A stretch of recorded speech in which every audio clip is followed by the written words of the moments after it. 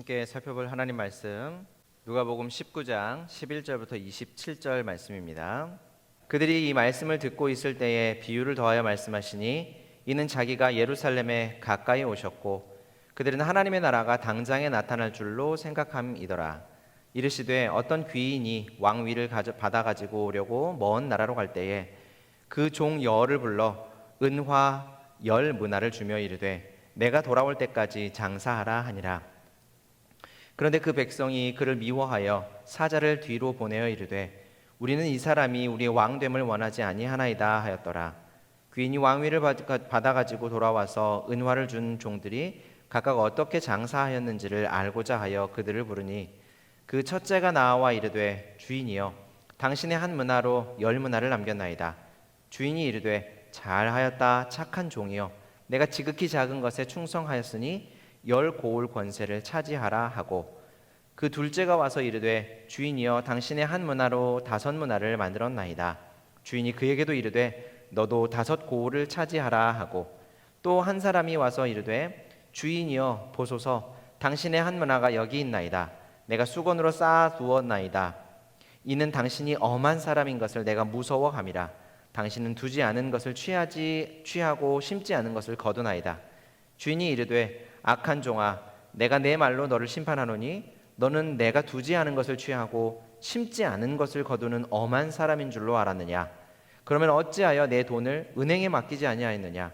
그리하였으면 내가 와서 그 이자와 함께 그 돈을 찾았으리라 하고 곁에 섰는 자들에게 이르되 그 한 문화를 빼앗아 10문화 있는 자에게 주라 하니 그들이 이르되 주여 그에게 이미 10문화가 있나이다.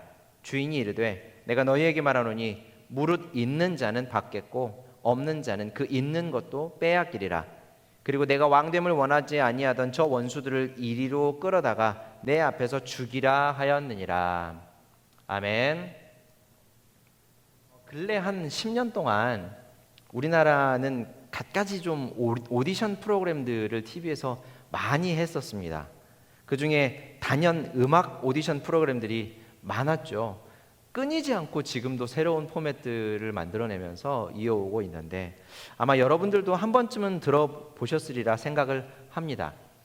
그 음악 프로그램 오디션 중에 심사위원들이 참 많이 하던 말들이 있어요. 그 말이 뭐였냐면 참가자에게 빈 도화지에 그림을 그리는 것은 쉽지만 이미 너무 많은 그림을 그려놓은 도화지는 고치기가 쉽지 않다. 지우고 수정하기가 결코 쉽지 않다. 이런 얘기들을 하더라고요.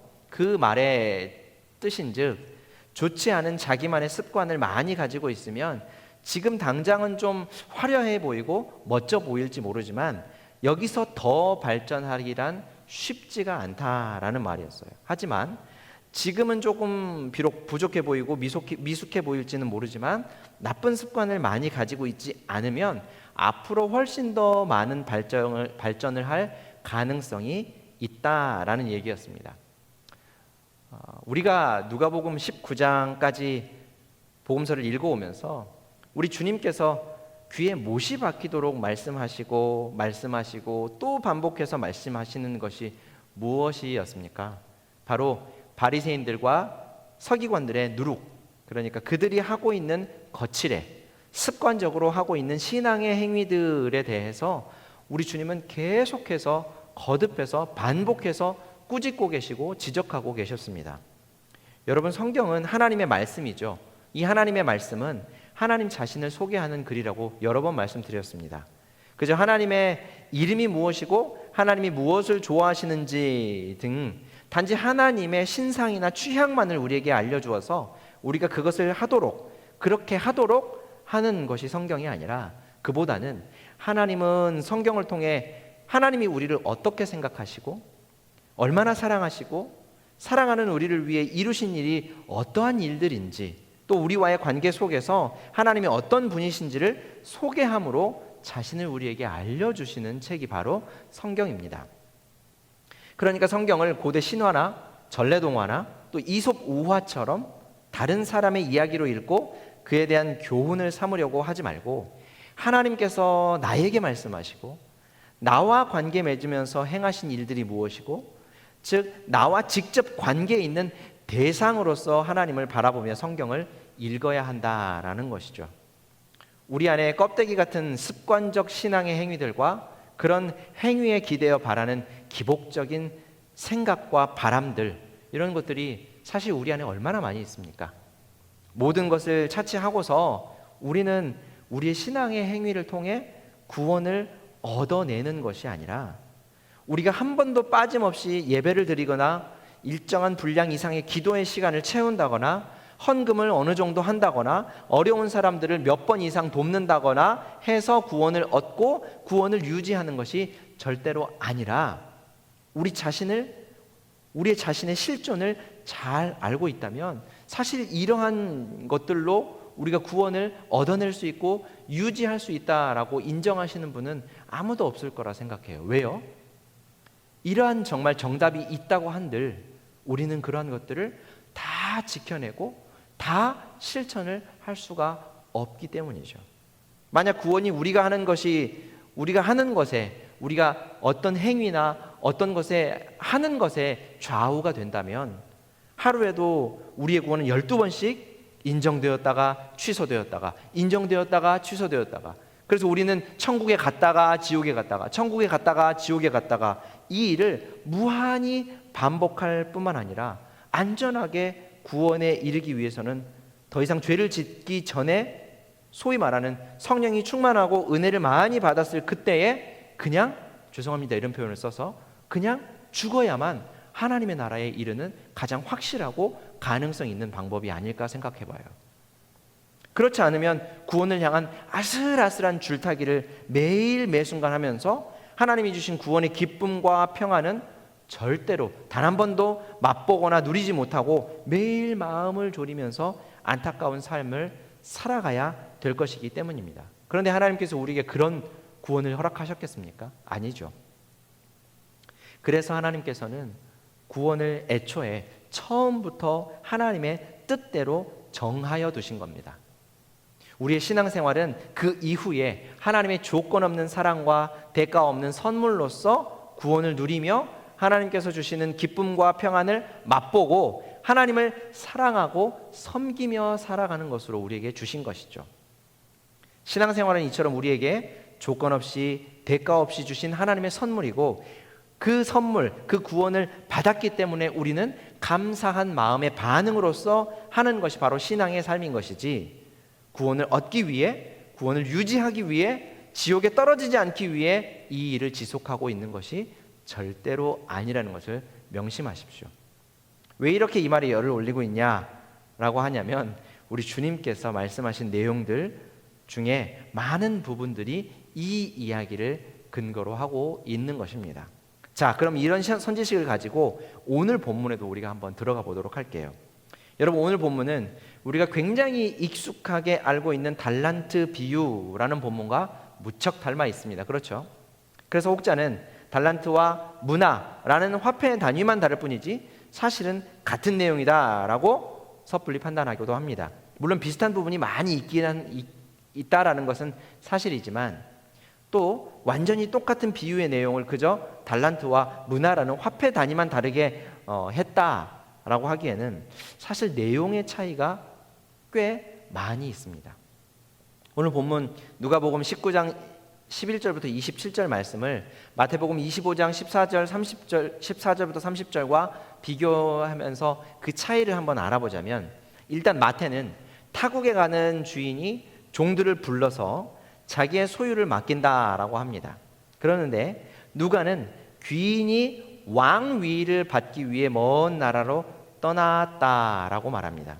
사실 주인이나 귀인은 같은 대상으로 이해할 수 있겠지만, 마태는 그 주인이 타국으로 떠나는 목적에 대해서 정확하게 언급하지 않고 있고, 누가는 귀인이 왕위를 받으러 먼 나라에 갔다라고 알려주고 있습니다. 또 그리고 달란트 비유에서는 종들에게 각각 다른 액수의 돈을 맡기죠. 10달란트, 5달란트 이렇게 다른 액수의 달란트를 맡깁니다. 근데 누가복음의 문화 비유는 10명의 종들에게 똑같은 10문화씩을 나눠주는 것, 맡겨주는 것이 다릅니다. 또 달란트 비유에는 없는 주인을 미워하는 백성들의 저항에 대해 누가는 분명하게 언급을 하고 있죠. 그리고 심판에 대한 판결도 조금 다른 것을 알 수가 있습니다. 마태는 바깥 어두운 데로 쫓겨나서 슬피 울며 이를 갈게 될 것이다 라고 하는데, 누가는 뭐라고 합니까? 원수들을 죽이라, 이렇게 얘기하죠. 그리고 이러한 판결을 받은 이들도 마태는 주인의 뜻을 오해한 종인데 반해 누가는 주인이 왕이 되는 것을 원하지 않은 원수가 이런 판결을 받게 되었다라고 얘기합니다. 결국 무슨 얘기를 하냐면, 이 비유는 마태가 우리에게 전해준 달란트 비유와는 또 다른 비유다라고 하는 것을 우리가 생각할 수 있습니다. 자, 예수님은 삭개오에게 구원을 선포하시고 예수님 자신이 이 세상에 오신 이유가 바로 이렇게 잃어버린 사람들, 잃어버린 하나님의 사람들을 찾아서 구원하기 위해 오셨다라고 말씀을 하셨죠. 지난주 본문 마지막 부분에 보면 있습니다. 오늘 본문은 예수님의 이 말씀을 듣고 있다가 거기에 곧바로 이어지는 또 다른 비유인데요. 예수님은 이 비유를 삭개오에게 선포하셨던 구원과 예수님 자신이 이 세상에 오신 이유에 대한 설명에 덧붙여서 하셨고, 이 두 기록은 전혀 무관한 것이 아니다라는 것을 오늘 본문은 얘기해주고 있습니다. 일단 지금 예수님의 이 말씀을 듣고 있던 유대인들은 하나님의 나라가 가까이 왔다라는 말로 예수님의 말씀을 들었습니다. 맞죠? 그렇습니다. 하나님의 나라가 가까이 왔습니다. 우리가 세례 요한을 통해서도 하나님의 나라가 가까이 왔다라는 이야기를 듣지 않았습니까? 예수님께서 이루시는 하나님의 나라, 그 나라가 지금 코앞에 다가와 있죠. 그런데 예수님께서 이루실 하나님의 나라와 지금 예수님의 말씀을 듣고 있는 이 유대인들이 기대하던, 심지어 예수님의 제자들도 마찬가지였죠. 그들이 기대하던 하나님의 나라는 완전히 다른 성격의 나라였습니다. 우리가 잘 알듯이 유대인들이 기대하던 하나님의 나라는 어떤 나라였습니까? 눈에 보이게 임하는 나라, 눈에 보이게 세워지는 나라였죠. 이스라엘이나 대한민국, 이렇게 정치 체제로서의 국가를 의미합니다. 그래서 유대인들은 로마의 속국이 된 자기 나라 이스라엘이, 하나님의 백성들이 로마로부터 독립하게 될, 그 이스라엘을 로마로부터 독립시켜줄 정치적인 메시아, 정치적인 전쟁 영웅을 기다리고 있었습니다. 물론 이해는 갑니다. 원래 사람은 자신이 처한 상황에서 벗어나기가 참 어려운 법이기 때문이죠. 오늘이 8월 15일 우리나라 광복절인데요. 악독한 일본으로부터 해방된 날을 기념하는 날입니다. 우리나라로서는 굉장히 기쁘고 잔치를 해야 할 그런 날이죠. 여러분, 일제강점기 시절에 일본이 우리나라에게 얼마나 못된 짓들을 자행했습니까? 소년들과 청년들을 다 잡아다가 남의 나라의 야욕을 위해 총알바지가 되게 했고요. 그 귀한 우리의 딸들, 소녀들과 젊은 여성들을 다 잡아다가 치욕적인 일들을 겪게 했었죠. 그러고도 일본은 지금도 그런 과오를 전혀 인정하지 않고 있으니 얼마나 치가 떨리는 일입니까? 아마 우리가 일제강점기 시절을 보내고 있었다면 우리의 영과 육, 전인격의 구원을 이루시는 하나님보다 어쩌면 이스라엘 백성들처럼 일본으로부터 우리 나라를 독립시켜줄 하나님을 간절히 바라고 있었을지도 몰라요. 아마 우리도 분명히 유대인과 같은 생각을 했을 것입니다. 이처럼 유대인들이 바라던 메시아와 하나님께서 보내신 메시아의 역할은 완전히 달랐어요. 11절 하반절을 보시면 그들은 하나님의 나라가 당장에 나타날 줄로 생각함이었더라, 이렇게 얘기합니다. 이 말인즉슨 무슨 얘기를 하는 거예요? 하나님의 나라가 당장에 나타날 줄로 생각했지만 사실 그렇지 않다라는 말씀이죠. 그래서 예수님께서는 지금 이 열문화 비유를 통해 하나님의 나라에 대해 설명하고 계신 거예요. 그 나라를 통해 예수님께서 이 땅에 오신 이유, 그 목적과 행하신 실제에 대해서 설명하고 계시는 거죠. 자, 어떤 귀인이 있었답니다. 그 귀인이 왕위를 받기 위해 자신의 나라를 떠나서 먼 나라에 가게 되었대요. 그는 다시 돌아오기까지 자신의 재산을 종들에게 하나하나 맡겼습니다. 10명의 종은 아마 분명히 가장 믿을 만한 종이었겠죠. 그 10명의 종을 불러다가 그들에게 10문화씩을 동일하게 맡겼습니다.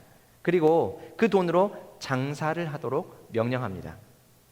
한 문화는 한 달란트, 우리가 알고 있는 한 달란트의 60분의 1에 해당합니다.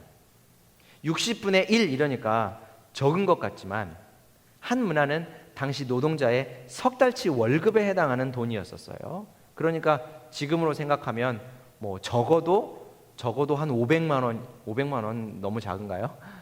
세 달치 월급이면 적어도 아무리 작아도 600만 원 이상 되는 사실 굉장히 큰 돈이죠. 그런 돈을 귀인은 종들에게 맡기면서 장사하도록 시켰습니다. 그런데 달란트 비유에서와 똑같이 주인은 절대 이것을 얼마만큼의 결과로 열매로 거두어 드려야 한다라고 목표치를 정해주거나 그러지 않았을 때에는 너희들은 반드시 혼이 날 것이다, 심판을 받을 것이다, 내가 돌아왔을 때 너희들의 결과를 보고 너희들을 내가 판단하겠다라는 말들은 전혀 하지 않습니다. 달란트 비유에서도 그랬지만 주인이 돈을 맡기면서 장사하도록 했는데 뭔가 사실 대단한 사명을 맡기는 것은 아니었어요. 그리고 그에 상응하는 결과를 얻기를 바랐던 것도 아니었어요. 그렇다기보다는 오히려 아주 소소한 일상을 성실히 살아가면서 그 삶을 통해 보이지 않는 주인을 주인으로 인정하며 살아가는 삶을 계속해서 살아가기를 요청하고 있는 것이 바로 이 주인의 의도였다라는 것이죠. 그것은 27절을 보면 알 수가 있어요. 심판을 받는 사람들이 어떤 죄목으로 심판을 받고 있나? 내가 왕됨을 원하지 않는 것, 그것 때문에 심판을 받게 되죠. 그리고 주인이 왕됨을 원하지 않는 사람들을 가리켜서 주인은 원수다라고 말씀합니다. 이에 반해 주인이 칭찬하는 종들은 어떤 종들이에요? 대단한 결과와 성과를 얻어낸 사람들이었습니까? 아니죠. 한 문화로 10문화를 남긴 사람이나 한 문화로 5문화를 남긴 사람이나 비록 차등은 있었을지라도 칭찬을 받는 사람들은 바로 귀인이 떠나면서 했던 명령, 그것이 무엇이었습니까?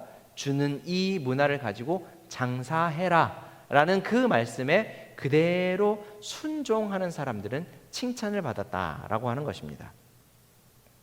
그렇다면 칭찬을 듣지 못한 사람과 심판을 받은 사람들은 어떤 사람들이었어요? 먼저 14절을 한번 보십시오. 그런데 그 백성이 그를 미워하여 사자를 뒤로 보내어 이르되 우리는 이 사람이 우리의 왕됨을 원하지 아니하나이다 하였더라. 이 사람들의 미래는 어떻습니까? 27절이요. 그리고 내가 왕됨을 원하지 아니하던 저 원수들을 이리로 끌어다가 내 앞에서 죽이라 하였느니라. 여러분, 세상 왕은 어떤 사람들이 왕이 되나요? 어떻게 해서 왕 위에 오르게 됩니까? 역사를 보면 사람을 적게 죽인 사람은 살인자가 되지만 많이 죽인 사람, 수없이 많은 사람을 학살한 사람은 자신의 영토를 넓히며 왕이 되고 왕 위를 이어가게 된다, 이런 말들을 하죠. 영웅이 된다, 이렇게 얘기해요. 근데 하나님의 나라 왕은 어떻습니까? 하나님 나라의 왕은 자신의 목숨을 종들을 위해서 내어주는 왕이에요. 그것도 충성스러웠던 종이 아니라 자신을 배신하고 떠나 왕의 등에 칼을 꽂고 도망쳐버린 그 종을 위해 자신의 목숨을 기꺼이 내어주는 왕이 바로 하나님 나라의 왕입니다. 여러분, 한 번만 깊이 생각해 보세요. 이런 왕이 도대체 어디 있을까요?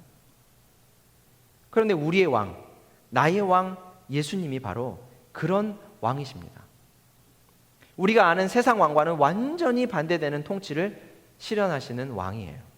그런데 이런 왕을 인정하지 않는 사람들이 있었습니다. 귀인이 왕이 되는 것을 원하지 않는 사람들이라고 본문이 얘기하죠.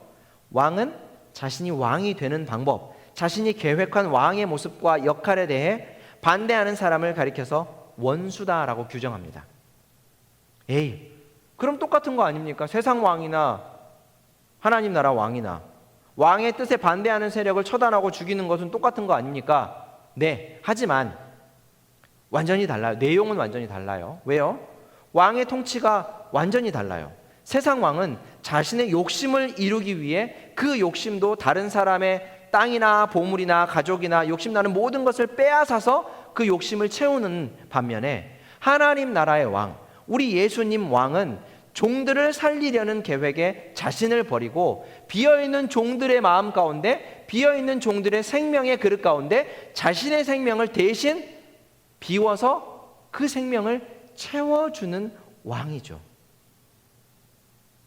그러니 세상 왕과는 완전히 다른 왕입니다. 사실 이런 왕은 왕으로서의 역할이나 왕으로서의 모습을 전혀 갖추지 못한 왕이에요. 물론 우리 인간들의 관념 속에서 말이죠. 하지만 여러분, 우리가 생각하는 왕, 우리가 꿈꾸고 그리고 있는 왕, 우리가 알고 있는 왕이 오리지널입니까? 아니면 하나님이 보여주는 왕의 모습이 오리지널입니까? 하나님이 보여주는 왕의 모습이 오리지널이죠. 그러면 언제부터 왕의 모습이 원래의 모습, 원형의 모습, 오리지널의 모습에서 지금 이렇게 우리가 상상하고 생각하는 왕의 모습으로 변질되어 버리고 왜곡되었을까요? 인류가 범죄한 이래로 계속해서 왕의 모습은 왜곡되고 변질되었습니다. 창세기 3장을 보면 뱀이 하와에게 말하죠. 정말로 하나님께서 동산에 있는 모든 나무의 열매를 먹지 말라고 하셨냐? 하와가 대답합니다. 아니, 동산 나무의 열매는 먹을 수 있지만 동산 중앙에 있는 나무의 열매만은 먹지 말라고 하셨어. 하나님께서 그 열매를 먹지도 말고 만지지도 말라고 하시면서 그 열매를 먹으면 죽을지도 모른다고 그렇게 얘기하시더라. 하와의 이 말을 들은 뱀은 곧바로 받아칩니다. 아니야. 안 죽어. 죽는 게 아니라 너희가 그 열매를 먹고 나면 하나님처럼 될까 봐 하나님이 너희한테 못 먹게 하신 거야. 뱀의 말, 사탄의 말을 들으면 하나님은 어떤 분 같아요? 꼭 자기 외에는 아무도 인정하지 않고 자신만 잘난 천상천하 유아 독존의 심술궂은 영감탱이 같죠. 그런데 여러분, 우리 하나님이 정말 그러신 분입니까? 하나님이 아담과 하와에게 정말 그렇게 하셨어요? 아니에요. 절대로 그렇게 하지 않으셨죠. 동산의 모든 열매를 아무런 대가 없이 마음껏 먹으라고 하셨습니다. 그리고 하나님을 대신해 동산을 주인처럼 다스리라는 아주 귀중한 역할까지, 임무까지 맡겨주셨어요. 이렇게 한번 표현을 해보고 싶어요. 말하자면 건물의 주인이 있었다는 거예요. 그런데 그 주인이 우리의 건물을 맡겨준 거예요. 성민 씨가 내 대신 이 건물을 맡아서 관리하고 운영해 주세요. 그러면 내가 한 달에 이 건물에서 나오는 수익금의 15%를 당신에게 월급으로 주겠습니다. 그러면 마음껏 한번 일해 보세요. 처음 그 일을 맡았을 때 여러분, 이런 일들이 우리에게 처음 맡겨지면 어떻겠습니까? 뛸 듯이 기쁘겠죠. 첫 달 월급을 받았을 때는 아마 더 기쁠 거예요. 예를 들어서 그 건물을 통해 한 달에 수익금이 1억이 나왔다고 해봅시다. 그러면 우리의 월급이 얼마예요? 1,500만 원이죠. 정말 좋지 않습니까? 그랬으면 좋겠어요. 저도. 그런데 한 달, 두 달, 1년, 2년을 지내면서 1,500만 원의 월급, 그 1,500만 원의 월급보다 주인이 받아가는 8,500만 원이 훨씬 더 커 보이는 거예요. 물론 크죠. 하지만 그것이 욕심이 나는 거예요. 그래서 건물주만 없어지면, 저 건물주만 없어지면 내가 한 달에 1,500만 원이 아니라 1억을 벌 텐데 생각을 하고 계획을 합니다. 그래, 내가 저 주인을 없애버려야 되겠다. 비유가 좀 썩 아름답지 않고 좀 굉장히 세속적이어서 죄송합니다. 제가 어떤 것을 설명하려고 하는지 아시겠죠? 그럼 정말로 보세요.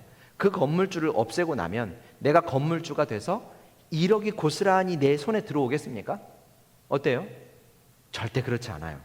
그 순간요, 그 건물주를 없애고 1억이 내 것이다 라고 생각하는 순간 어떻게 되는지 아십니까? 나는 1,500만 원의 엄청난 월급을 받던 사람도 아닌, 1억을 가져가는 건물주도 아닌 그저 살인자요 범죄자로 전락하고 마는 거예요. 하나님은 우리 인간에게 모든 것을 다 공급해 주신 좋은 왕이셨습니다. 사실 왕이라고 하기보다 아버지에 가까운 분이에요. 근데 사람은 그런 하나님을 왕으로 섬기기를 거부하고 자신이 하나님처럼 되겠다고 했던 거예요. 이것이 바로 성경이 우리에게 가르쳐주는 죄입니다. 이 죄의 대가가 바로 사망이고 영원한 죽음, 심판이죠. 그러니 하나님을 왕으로 인정하지 않고 하나님의 왕됨을 거부하는 것은 모든 인간들의 동일한 습성이에요. 근데 이렇게 하나님의 왕됨을 인정하지 않고 죄를 지은 인류 안에 하나님께서 택하신 종들도 포함되어 있었던 거예요. 그런데도 하나님은 그들을 버리지 않으시고 그들을 위해 자신의 목숨을 내어주셨다라는 것이 성경의 말씀입니다. 우리 왕이신 예수님이 바로 그런 분이에요. 사실 여러분, 똑같은 못된 짓을 했어요. 근데 나랑 친한 사람이 더 미울까요? 아니면 나랑 전혀 친분이 없는 사람이 더 미울까요? 똑같은 잘못을 했다고 했을 때 당연히 나랑 친한 사람이 더 밉습니다. 나랑 안 친한 사람이 잘못하면 나랑 잘 모르니까 그렇다고 생각할 수 있지만, 나랑 친한 사람이 똑같은 잘못을 하면, 못된 짓을 나한테 하면 쟤가 어떻게 나한테 저래? 쟤 나한테 저러면 안 되는 거 아니야? 라고 생각할 거 아니에요. 그래서 하나님 앞에서 택한 하나님의 백성들은 어쩌면 더 얄밉고 더 악한 종으로 보였을지 몰라요. 그런데도 하나님은 그 종들을 미워하지 않으시고 처음 계획하신, 처음 선택하신 그대로 변함없이 그들을 사랑하시고 구원하셨다는 것이 우리 하나님의 구원의 복음입니다. 오늘 본문은 그런 왕을 오해해서 자신에게 맡겨진 일상의 임무를 거부하고 하나님의 왕됨을 거부한 종들과, 그럼에도 불구하고 끝까지 잃어버린 양을 찾아 구원하시는 왕의 모습, 우리가 지난주에 살펴봤던 삭개오를 끝까지 찾아가셔서 구원하신 왕의 모습을 지금 두 본문을 연결해서 비교하여 보여주고 있는 것이죠. 자, 사랑하는 여러분, 우리 하나님께서 우리에게 맡겨주신 신앙의 삶, 하나님의 말씀에 순종하는 삶, 하나님을 사랑하고 이웃을 내 몸처럼 사랑하며 살아가는 삶, 하나님을 예배하는 삶, 하나님을 찬양하는 삶, 우리에게 주신 것에 감사하고 하나님께 우리의 삶을 맡겨드리는 삶, 이거 정말 그렇게 어렵습니까? 애초에 시도조차 해보지 못할 만큼 정말 그렇게 어려운 것입니까? 그리고 하나님이 이러한 삶을 우리에게 주시면서 너 그대로 살지 않으면 내가 죽여, 너 내가 심판할 거야, 너 와서 영원한 지옥불에 확 집어 던져버릴 거야 라고 말씀하신 적이 있으신가요? 그렇지 않죠. 반면 내가 내 마음대로 살면서 그에 따른 모든 결과를 내가 책임지고 멸망과 죽음으로 치달아가는 삶, 그 삶이 정말 그렇게 우리가 생각하는 것처럼 아름답고 우리를 자유롭게 해주며 그렇게 쉽고 우리가 그렇게 행복을 맛보는 삶입니까?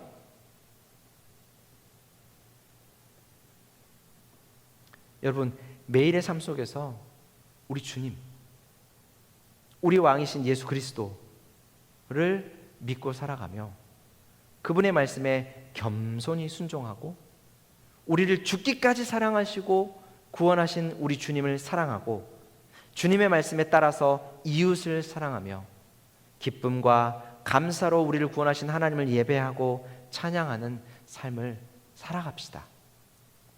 그리고 비록 내가 가진 것이 다른 사람들의 것과 비교하여 적을지라도 하나님께 감사하며 하나님의 손에 우리의 삶을 온전히 맡겨드리는 성도의 삶을 살아가시기를 주님의 이름으로 축원합니다. 기도하겠습니다.